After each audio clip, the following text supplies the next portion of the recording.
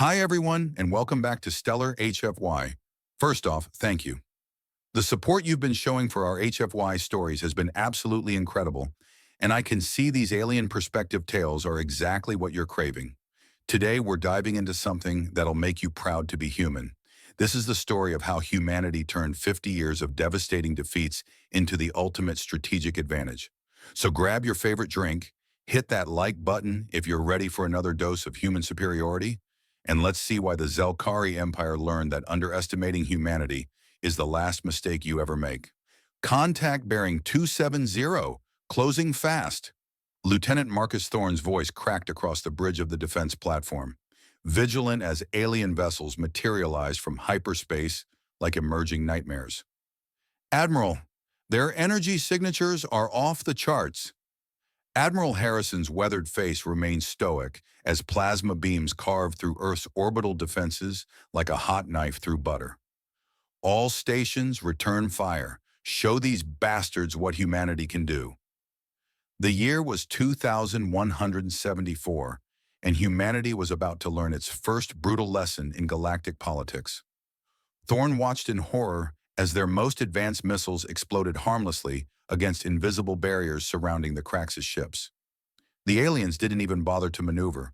They simply absorbed humanity's best weapons like raindrops on a windshield. "Sir, Sydney is reporting massive energy buildup over the city center," the communications officer called out, his voice trembling. "They're requesting immediate evacuation orders." Admiral Harrison closed his eyes for a moment, knowing what came next.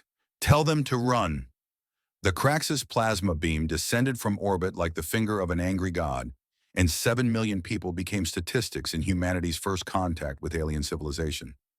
Mumbai followed 6 hours later, then Lagos. Each city died in seconds, their atoms scattered to the wind, while humanity's fleets watched helplessly from space.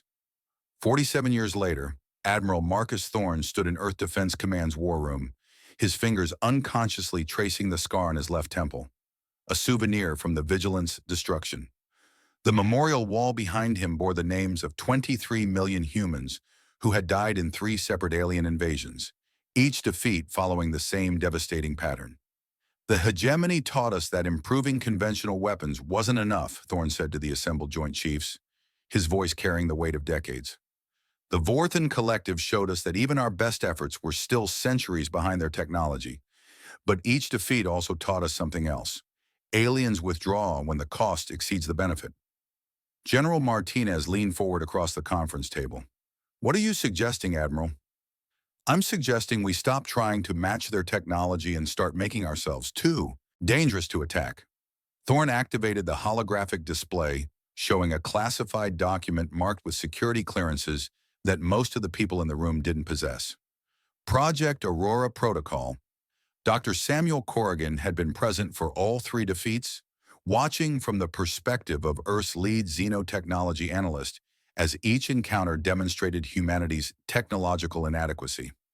After the Vorthan withdrawal in 2218, Corrigan had spent months analyzing the wreckage of alien vessels, studying the remains of weapons that had effortlessly penetrated every defense humanity could muster. "The aliens always make the same assumption," Corrigan had explained to the secret coalition of world leaders who funded Aurora Protocol. "They assume that technological advancement follows predictable patterns. They've never encountered a species that achieves strategic parity through engineering excellence rather than scientific breakthrough." The Craxus had arrived with energy shields and plasma weapons, demanding Earth's submission to their galactic confederation. When humanity refused, they demonstrated their superiority by destroying 3 major cities before withdrawing to easier conquests. The message was clear: resistance was futile, but Earth wasn't worth the effort of complete subjugation. The hegemony followed the same pattern 27 years later, arriving with improved technology that made the Craxus look primitive. Their weapons converted matter directly into energy, while their ships moved through space-time distortions that rendered human targeting systems useless. São Paulo and Berlin joined the list of glassed cities before the hegemony decided that humanity's resources weren't worth the trouble of occupying a species that insisted on fighting back. The Vorthan Collective had been the worst. Their ships existed partially outside normal space-time, making them nearly impossible to target, while their weapons operated at the quantum level, disintegrating matter at the molecular level. Cairo, Delhi, and Mexico City simply ceased to exist, their atoms scattered across the atmosphere in displays of technological superiority that broke humanity's will to resist within 3 weeks. But the Vorten had also provided the key insight that would transform humanity's approach to galactic warfare. During the brief occupation, their scientists had studied human psychology and declared the species unsuitable for integration into their collective consciousness. Humans were too individualistic, too unpredictable, too willing to sacrifice everything for abstract concepts like freedom and dignity. They called us incompatible with civilized society, Corrigan had told the Aurora Protocol Planning Committee. What they didn't realize is that incompatibility works both ways. We don't think like them, which means we don't develop technology like them. We can create weapons they've never imagined because we approach problems from angles they've never considered. The Aurora Protocol had consumed 30 years and $2 trillion, funded through a web of legitimate research programs that hid the true scope of humanity's preparation. Deep-sea mining operations in the Mariana Trench, Arctic climate research stations, abandoned mining facilities converted to theoretical physics laboratories, each installation built by compartmentalized teams who believed they were advancing human knowledge, not preparing for war. Thorne had overseen the project's final phases, watching as humanity's best scientists and engineers transformed basic physics into weapon systems that could neutralize any conceivable technological advantage. The irony wasn't lost on him that humanity's greatest military achievement had been built in absolute secrecy, hidden from the very species it was designed to protect.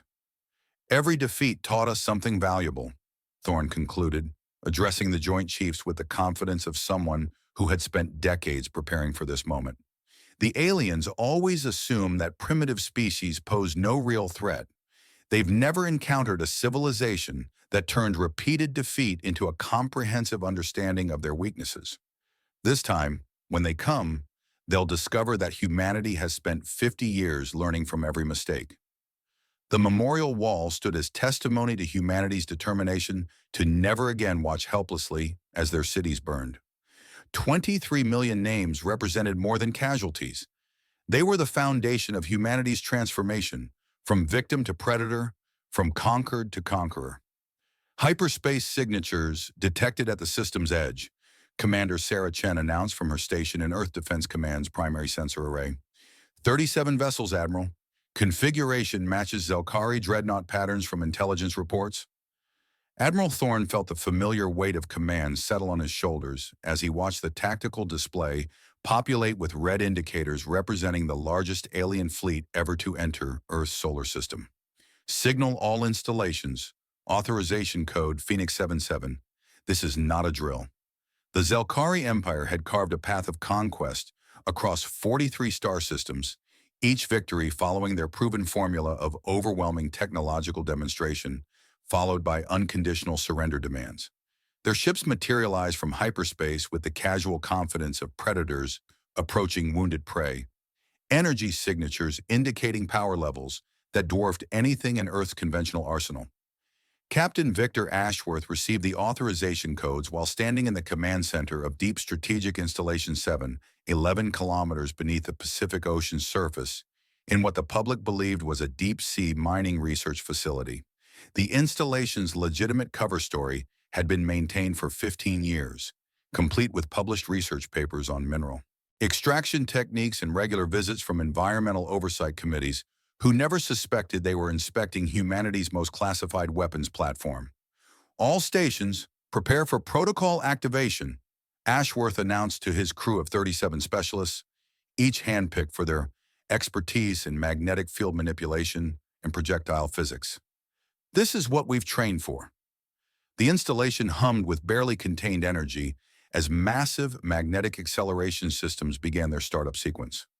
Installation 7 housed the crown jewel of Aurora Protocol, kinetic bombardment systems disguised as quantum research arrays, capable of accelerating tungsten projectiles to 12% of light speed using principles that any alien physicist would recognize as conventional electromagnetism, scaled to unprecedented levels.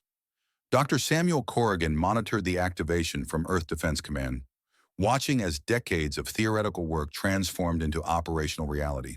The kinetic weapons represented humanity's answer to 50 years of technological humiliation. Not an attempt to match alien advancement, but a perfection of basic physics that rendered alien advantages irrelevant. The Zelkari shields are designed to disperse energy attacks and deflect conventional projectiles. Corrigan explained to the assembled command staff as Installation 7's magnetic fields reached operational parameters. They've never encountered kinetic weapons operating at these velocity ranges. Their defensive systems have no mechanism for stopping solid objects moving at significant fractions of light speed. Across Earth's surface, 6 other installations began similar activation sequences. The Arctic Research Station disguised Installation 3's kinetic arrays as atmospheric research equipment, while the Sahara Observatory concealed Installation 5's weapons as solar collection systems. Each facility had been constructed using legitimate scientific cover stories, their true purpose hidden behind layers of compartmentalized construction teams and classified assembly procedures. Meanwhile, the Zelkari fleet established standard invasion formation at the system's edge, their sensors cataloging Earth's defensive capabilities with the methodical precision of conquerors who had perfected their craft across dozens of worlds.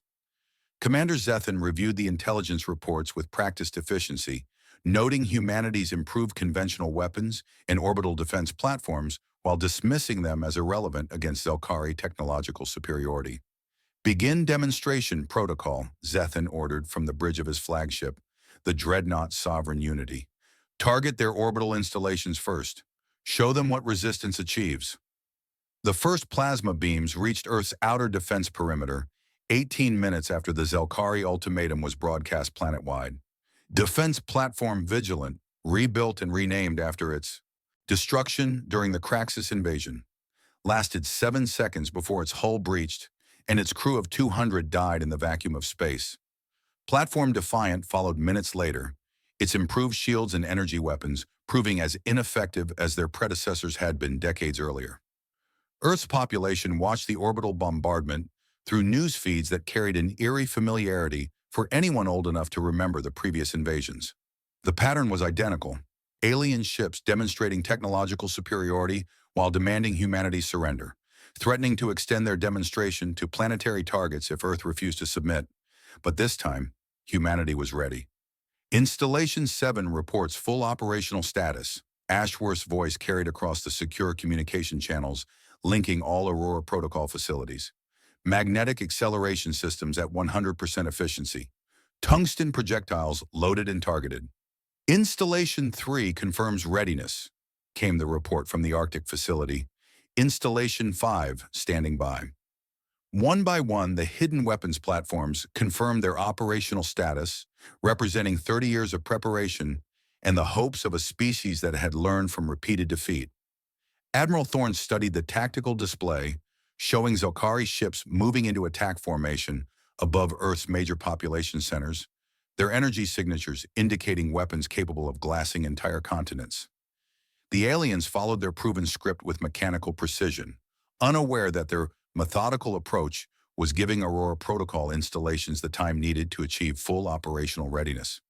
"They're treating us exactly like every other species they've conquered," Thorne observed, watching the Zelkari fleet arrange itself in standard bombardment formation.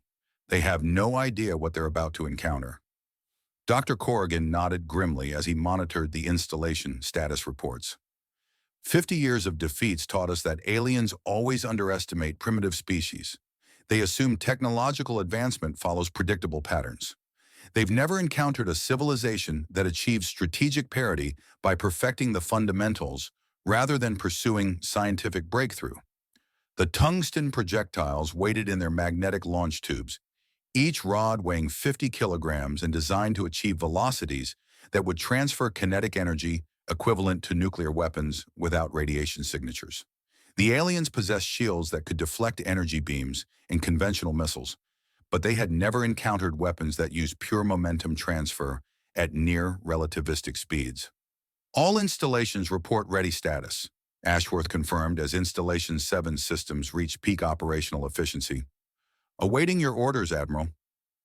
Thorne looked at the memorial wall one final time, thinking of the 23 million names carved into its surface and the lessons learned from 50 years of technological humiliation. Gentlemen, it's time to show the galaxy what happens when you give humanity 50 years to prepare. Phoenix 77 confirmed across all stations. Admiral Thorne's voice echoed through secure channels as authorization codes reached every Aurora Protocol installation simultaneously. Gentlemen, we are weapons-free. Show them what 50 years of preparation looks like. The response was immediate and devastating in its scope. Across 7 continents, installations that had masqueraded as legitimate research facilities for decades began revealing their true purpose. Captain Victor Ashworth watched Installation 7's command center transform as blast shields retracted from armored windows, revealing the dark Pacific depths where humanity's deadliest secret had waited in silence. Magnetic field generators coming online, announced Chief Engineer Williams, his hands moving across controls he had practiced using 10,000 times in simulation, but never in actual combat. Power transfer from fusion reactors nominal. We're drawing enough energy to power half of Japan. Installation 7's massive tungsten projectiles began their journey toward the launch tubes, each 50-kilogram rod precisely machined to aerodynamic perfection. The magnetic acceleration system hummed with barely contained power, electromagnetic fields capable of hurling solid matter at 12% of light speed, velocities that transformed simple physics into weapons of unprecedented destruction. 2,000 miles north, Installation 3 broke through the Arctic ice sheet as its concealed launch platform rose from beneath the permafrost. Colonel Janet Morrison had spent 8 years commanding what the world believed was a climate research station, watching her teams collect legitimate atmospheric data while maintaining weapon systems that could shatter mountains. Thermal signatures are climbing fast, Morrison reported to Earth Defense Command as her installation's nuclear reactors reach peak output. The locals in Resolute Bay are asking questions about the power surge. I'm telling them it's a malfunction in our heating systems. Whatever it takes to maintain cover, Admiral Thorne responded. How long until you reach operational status? Morrison checked her displays as magnetic coils began charging with power levels that registered on seismic monitors across northern Canada. 12 minutes to full capacity. The Aurora Borealis is about to get some competition. In the Sahara Desert, Installation 5 emerged from beneath what had been carefully maintained as a defunct mining operation for 17 years. Major Carlos Santos watched his carefully trained crew transform their facility from a convincing industrial ruin into humanity's most advanced kinetic weapons platform. The installation's solar collectors had been genuine, but they had been powering magnetic acceleration systems rather than feeding electricity into regional power grids. Surface camouflage retracting, Santos reported as armored panels slid away to reveal launch tubes that had been hidden beneath artificial sand dunes. Local Bedouin tribes are maintaining perimeter security as agreed. They think we're testing new mining equipment. Dr. Samuel Corrigan monitored all 7 installations from Earth Defense Command, his life's work finally transitioning from theory to reality.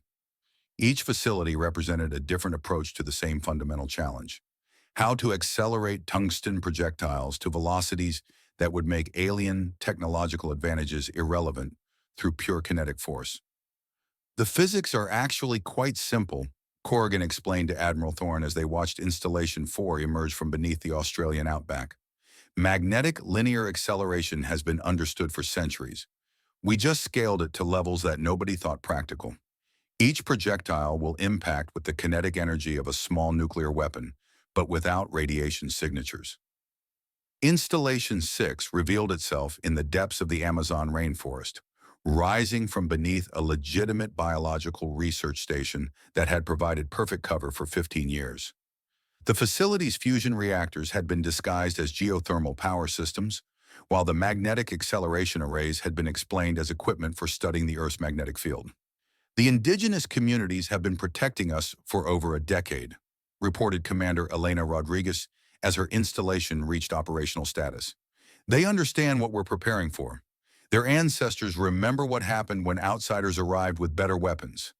But it was Installation 2, hidden beneath the Ross ice shelf in Antarctica, that represented Aurora Protocol's most audacious achievement. The facility had been constructed entirely beneath the ice, its existence unknown to every government on Earth except for the 12-nation coalition that funded the program. Commander Robert Chen had lived in isolation for 5 years, maintaining systems that could function in the planet's most hostile environment. Magnetic acceleration systems operational, Chen reported as his installation's launch tubes aligned with targets in Earth orbit. The ice above us is 300 meters thick, but our projectiles will punch through it like tissue paper. The exit holes will seal themselves within minutes due to water pressure. Each installation followed the same activation sequence that had been refined through years of drilling and preparation. Fusion reactors reached critical output levels, magnetic field generators achieved operational parameters, and tungsten projectiles were loaded into launch tubes that could accelerate them to velocities that turned basic physics into weapons of mass destruction. The personnel reactions varied across the installations, but every team member understood the weight of 30 years of preparation finally reaching fruition. These men and women had dedicated their careers to a project that most of Earth's population didn't know existed, maintaining the fiction that they were conducting routine scientific research while preparing for humanity's last stand against alien invasion. I joined this project after watching the Vorthon destroy Delhi, Chief Engineer Williams said as Installation 7 systems reached peak efficiency. My daughter was visiting the university there when the city just disappeared. Every calculation we've run, every test we've conducted, every sleepless night spent perfecting these systems, it's all been for this moment. Meanwhile, the Zelkari fleet continued their standard demonstration protocol, methodically destroying Earth's orbital infrastructure while broadcasting their ultimatum planet-wide. Commander Zethan watched human defensive platforms die exactly as they had in previous encounters, confirming his assessment that this species possessed no weapons capable of threatening Zelkari vessels. But deep beneath Earth's surface, and hidden across 7 continents, humanity's response was building toward operational readiness. The Aurora Protocol installations had transformed from secret research facilities into active weapons platforms, their magnetic acceleration systems charged with enough power to hurl tungsten projectiles at velocities that would redefine the mathematics of interplanetary warfare. All installations report full operational status, Admiral Thorne announced as the final system came online. Targeting solutions locked on Zelkari formation. We are ready to demonstrate what happens when you give humanity 50 years to prepare for your arrival. The hidden arsenal was awake, and the galaxy was about to learn why underestimating human engineering had been their species' final mistake. Commander, we're detecting massive electromagnetic anomalies across the planet's surface, Science Officer Thailand announced from his station aboard the Zelkari flagship Sovereign Unity. Power signatures that don't match any known human technology in our databases. Commander Zethan turned from the tactical display, showing Earth's orbital defenses burning in the vacuum of space, his confidence suddenly tempered by concern. In 43 conquest campaigns, he had never encountered readings like this. Define massive, Officer Thailand. Sir, we're measuring electromagnetic field fluctuations, approaching 10 to the 18th watts across 7 discrete locations. That's more power than this entire fleet generates at maximum output. Thailand's voice carried the bewilderment of a scientist confronting data that challenged fundamental assumptions. Commander, these readings suggest the humans are operating magnetic field generators at power levels we've never encountered. The bridge of Sovereign Unity fell silent as the implications registered across the command crew. Zethan had built his career on the predictable nature of conquest. Primitive species always followed the same patterns, developing technology along recognizable pathways that made their capabilities easy to assess and counter. But the readings from Earth's surface suggested something unprecedented. Initiate deep planetary scans, Zethan ordered, his tactical instincts overriding his dismissive assumptions about human capabilities. I want detailed analysis of every power signature, every electromagnetic anomaly, every facility generating these readings. If the humans are hiding something, I need to know exactly what we're facing. Dr. Samuel Corrigan watched the Zelkari scanning beams sweep across Earth's surface from his position in Earth Defense Command, knowing that humanity's carefully maintained deception was about to be exposed. For 30 years, Aurora Protocol had remained hidden behind layers of legitimate research and industrial camouflage, but active magnetic acceleration systems operating at these power levels were impossible to conceal from sensors designed to assess planetary threats.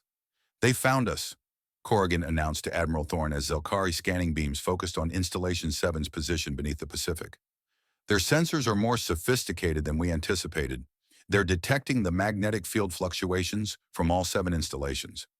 Admiral Thorne nodded grimly as he watched the tactical display show Zelkari vessels adjusting their formation to investigate the anomalous readings. "How long before they understand what they are looking at?" "Given their technological advancement, probably minutes," Corrigan replied, his decades of studying alien physics informing his assessment. "But understanding what they're detecting and understanding what it means are two different things. They've never encountered kinetic weapons operating at these velocity ranges." Aboard Sovereign Unity, the scanning results were creating increasing alarm among the Zelkari command structure. Science Officer Thailand struggled to reconcile the data with everything the Empire knew about human technological capabilities, his analysis revealing power signatures that suggested weapon systems beyond anything in their intelligence reports. "Commander, the electromagnetic signatures indicate magnetic linear acceleration systems operating at efficiency levels we've never seen," Thailand reported, his confusion evident in every word. "The power requirements alone suggest technology that should be impossible for a species at humanity's developmental level. They're generating magnetic fields strong enough to accelerate projectiles to significant fractions of light speed." Commander Zethan felt a cold certainty settling in his chest as he processed the implications. The Zelkari Empire had conquered 43 species by maintaining technological superiority, but the readings from Earth suggested humans had somehow achieved weapons capabilities that challenged fundamental assumptions about primitive civilizations. "What kind of projectiles could they accelerate with these systems?" Zethan demanded, his tactical mind racing through scenarios that grew more alarming with each calculation. "Sir, based on the magnetic field strength and power consumption, they could theoretically accelerate solid matter to 12% of light speed," Thailand replied, his voice barely containing his disbelief. "At those velocities, even small projectiles would impact with kinetic energy equivalent to nuclear weapons, but without radiation signatures." The revelation sent shockwaves through the Zelkari command structure. Their shields were designed to disperse energy attacks and deflect conventional projectiles, but they had no defense against solid objects moving at near relativistic speeds. The kinetic energy transfer would be so massive that their advanced defensive systems would be completely irrelevant. "You're telling me the humans have developed weapons that could penetrate our shields through pure momentum transfer?" Zethan asked, his voice carrying the edge of a commander confronting the possibility of defeat. "Sir, at those impact velocities, our shields wouldn't even register the projectiles as threats," Thailand confirmed. "The kinetic energy would transfer faster than our defensive systems could respond. Any ship hit by projectiles moving at 12% of light speed would be destroyed instantly, regardless of our technological advantages." Dr. Corrigan had spent decades analyzing wreckage from previous alien encounters, learning that each species approached warfare through similar technological frameworks: energy weapons, defensive shields, faster-than-light travel, and communication systems that prioritize efficiency over raw power. But humanity had taken a different approach, perfecting basic physics rather than pursuing advanced science. "The aliens always make the same mistake," Corrigan explained to Admiral Thorne as they watched Zelkari scanning beams intensify their focus on Aurora Protocol installations. "They assume that technological advancement follows predictable patterns. They develop energy weapons, so they expect other species to develop energy weapons. They create defensive systems designed to counter the threats they understand." "But we didn't try to match their energy weapons," Thorne observed, watching the tactical display show Zelkari vessels maintaining their attack formation, despite growing evidence that Earth possessed unprecedented defensive capabilities. "Exactly. We perfected kinetic weapons instead. We took the most basic principle of warfare, throwing rocks at your enemies, and scaled it to velocities that make their advanced technology irrelevant," Corrigan replied. "They've never encountered weapons that bypass their defensive advantages through pure physics rather than technological sophistication." Aboard the Zelkari flagship, Commander Zethan found himself facing a tactical scenario that challenged every assumption his empire had made about conquering primitive species. The humans possessed weapons that could theoretically destroy his entire fleet through principles so fundamental that no advanced civilization had ever considered them a threat. Sir, recommend immediate tactical withdrawal to maximum safe distance, advised Tactical Officer Meven, his analysis of the kinetic weapon's capabilities revealing the full scope of the threat. If the humans can accelerate projectiles to these velocities, our current formation puts the entire fleet within range of weapons that could eliminate us ship by ship without any viable counter-strategy. The psychological impact was devastating. The Zelkari had built their empire on technological superiority, conquering dozens of species by demonstrating weapons and defenses that rendered resistance futile. But humanity had somehow achieved strategic parity by perfecting engineering principles that every advanced civilization had abandoned as primitive. They're not trying to match our technology, Zethan realized as the full implications became clear. They're using physics we dismissed as obsolete to create weapons we have no defense against. How do you counter projectiles moving at 12% of light speed when your entire defensive doctrine assumes energy-based attacks? The question hung in the air of sovereign unity's bridge like a death sentence, transforming humanity from conquered prey into an apex predator that had spent 50 years preparing for exactly this encounter. 4 hours until ultimatum expires, Admiral, Commander Sarah Chen announced as the countdown timer in Earth Defense Command reached its final phase. Zelkari fleet has assumed attack formation over major population centers. They're preparing to glass our cities. Admiral Thorne studied the tactical display, showing 37 alien dreadnoughts positioned above New York, London, Tokyo, and a dozen other metropolitan areas that housed over 2 billion people. The Zelkari were following their standard conquest protocol with mechanical precision, unaware that their predictable approach had given Aurora Protocol installations the exact positioning data needed for optimal targeting solutions. Installation 7.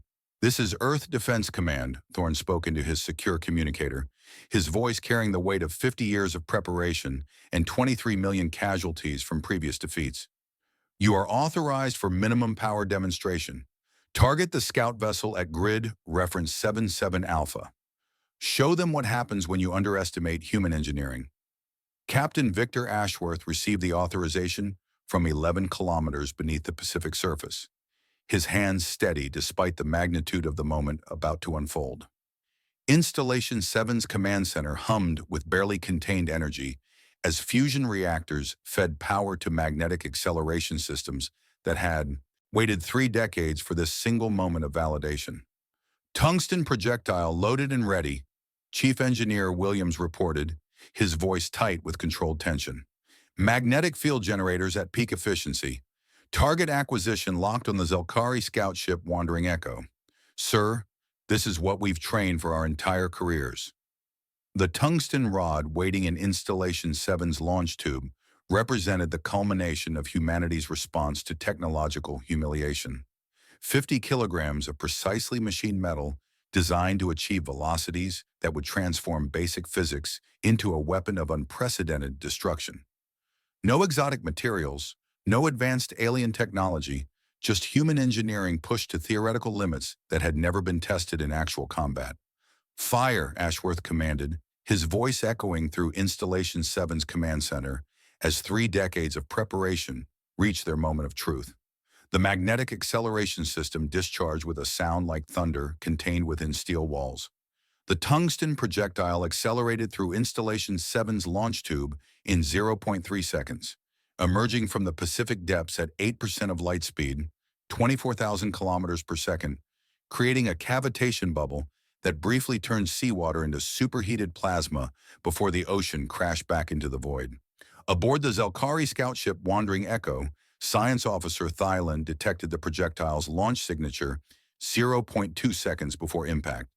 Commander, massive kinetic signature approaching from planetary surface. Impact in... The tungsten rod struck Wandering Echo amidships with the kinetic energy of a nuclear weapon concentrated into a point the size of a coin. The projectile passed completely through the vessel's hull, shields, internal structure, and emerged from the opposite side without slowing. the kinetic energy transfer instantly converting the scout ship's matter into an expanding cloud of superheated plasma and metallic vapor. Where a 200-meter Zelkari vessel had existed moments before, only a debris field remained, fragments of hull metal and exotic materials scattered across several thousand kilometers of space, their molecular structure disrupted by kinetic forces that had overwhelmed every defensive system the ship possessed.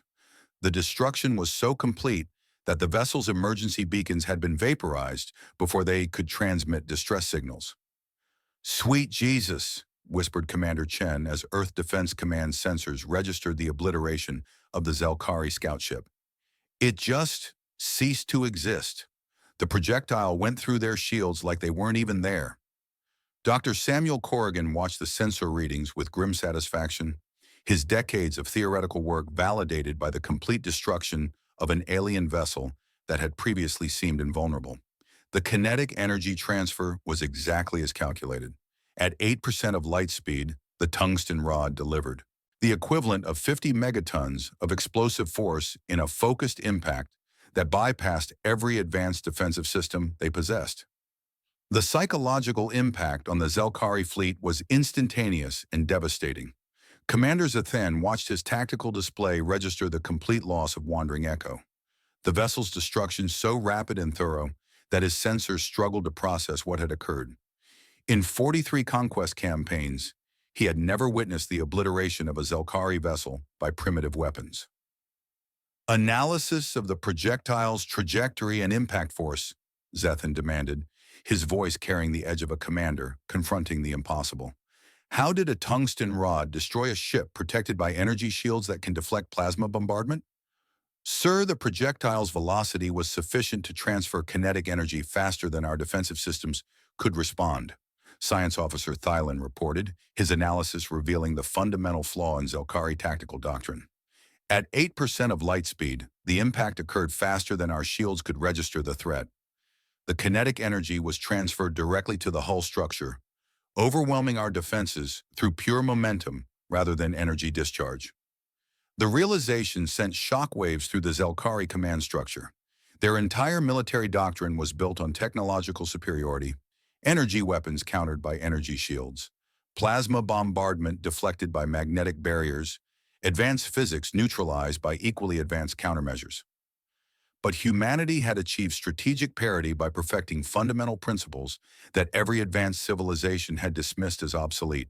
"They're not playing by the same rules," Tactical Officer Mevin observed as he studied the debris field that had been Wandering Echo. "Every species we've conquered tried to match our technology.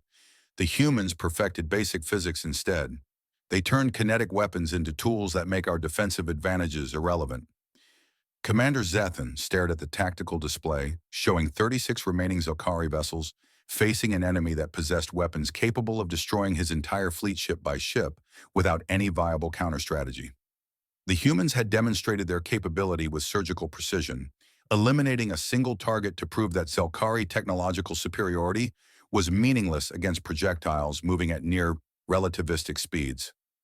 "Sir, recommend immediate fleet withdrawal to maximum safe distance," advised Mevin, his tactical assessment revealing the scope of the threat humanity now represented. "If they possess 7 installations capable of these attacks, they could eliminate our entire invasion force before we could identify their firing positions."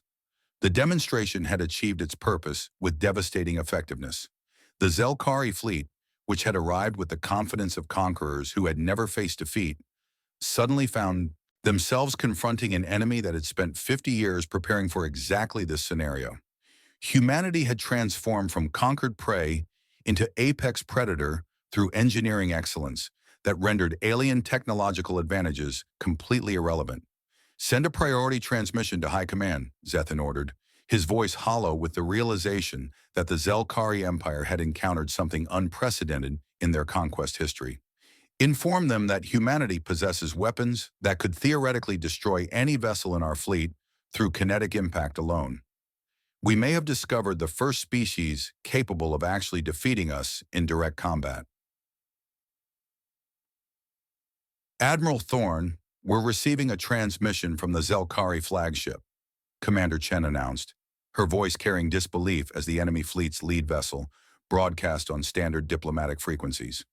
They're requesting immediate ceasefire negotiations.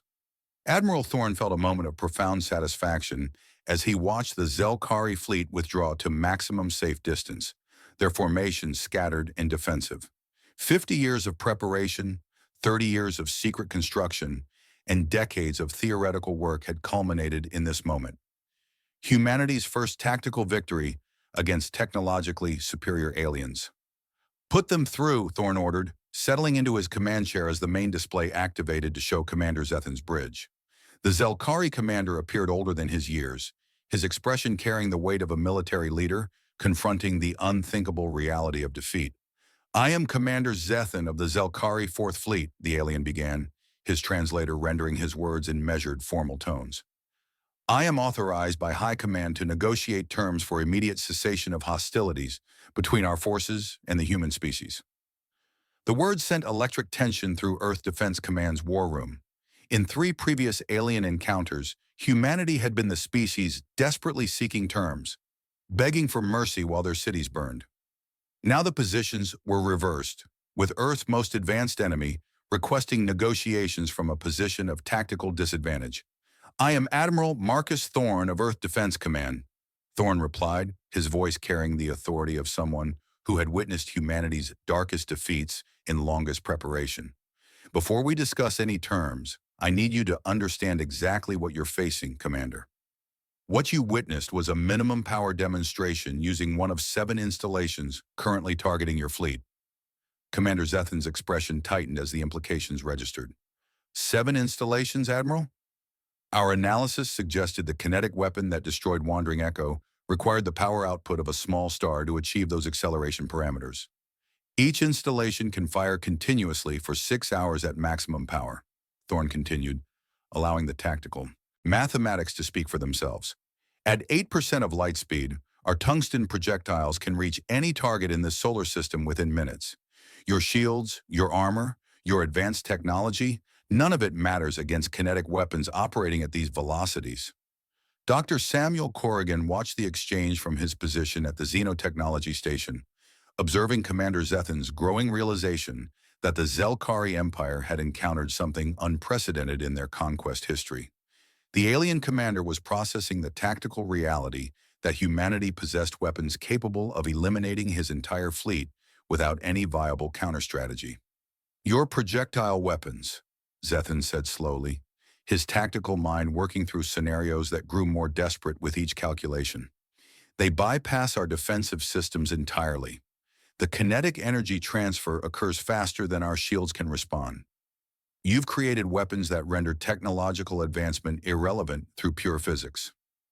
"Exactly," Thorne confirmed, his satisfaction evident as he watched the most advanced military force in local space acknowledge humanity's strategic superiority. "You assumed we would try to match your energy weapons and defensive systems. Instead, we perfected basic kinetic principles scaled to levels that make your advantages meaningless." The psychological victory was complete. Commander Zethan found himself representing an empire that had built its power on technological superiority, facing a species that had achieved parity by taking the most fundamental form of warfare, throwing projectiles at enemies, and engineering it to velocities that transform physics into an unstoppable weapon. "What are your terms, Admiral?" Zethan asked, his voice carrying the resignation of a commander who understood that continued hostilities would result in the complete destruction of his forces.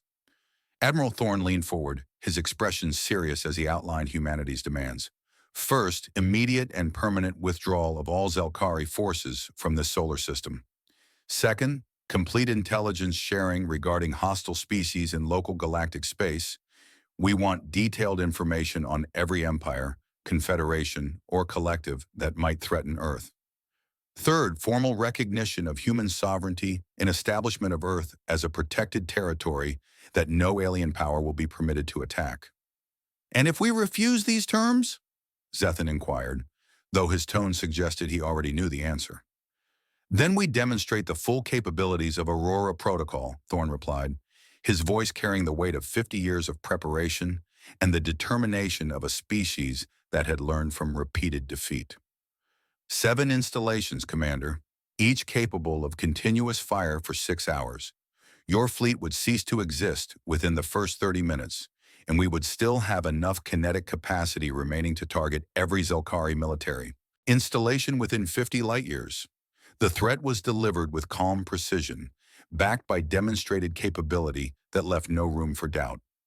Commander Zethan stared at the human admiral for long moments, processing the reality that his empire's 4-century expansion had finally encountered a species capable of not just resistance, but actual victory. "I accept your terms on behalf of the Zelkari Empire," Zethan announced, his words carrying the weight of historical significance. "We will withdraw immediately and provide the requested intelligence regarding regional threats. Earth will be designated as a protected sovereign territory, and High Command will issue standing orders that no Zelkari forces are to approach this system under any circumstances." Dr. Corrigan felt tears streaming down his face as he watched humanity's greatest enemy formally surrender to weapons that represented decades of his theoretical work. The species that had once watched helplessly as alien invaders destroyed their cities now commanded respect from the most advanced military force in local space. "Installation 7, this is Earth Defense Command," Admiral Thorne announced to Captain Ashworth and his crew 11 kilometers beneath the Pacific. "Stand down to standby status. The demonstration was successful. Humanity is no longer prey." The war room erupted in controlled celebration as the tactical display showed Zelkari vessels beginning their withdrawal to hyperspace jump points. 50 years of defeats, 30 years of secret preparation, and decades of engineering excellence had culminated in humanity's transformation from victim to apex predator in galactic politics. Admiral Thorne stood before the memorial wall one final time, looking at the 23 million names carved into its surface. "You didn't die in vain," he whispered to the casualties of humanity's previous defeats. "Your sacrifice taught us that survival requires more than hope. It requires preparation, determination, and the willingness to perfect basic principles until they become weapons that even gods would fear." The Aurora Protocol installations returned to standby mode, their existence remaining classified, but their demonstrated capability having achieved something unprecedented in human history. Humanity had earned its place among the stars not by matching alien advancement, but by perfecting human engineering to levels that made technological advantages irrelevant. The species that had once begged for mercy now commanded the respect of empires, their kinetic weapons ensuring that Earth would never again watch helplessly as its cities burned. The galaxy had learned a fundamental lesson. Never give humanity 50 years to prepare for your arrival. If that kinetic weapon demonstration gave you chills, smash that subscribe button and hit the bell icon. Now we want to hear from you. If you had control of Aurora Protocol's 7 installations, which alien empire from science fiction would you target first to send a message across the galaxy? Drop your answer in the comments below. We read every single one, and your ideas might inspire our next story.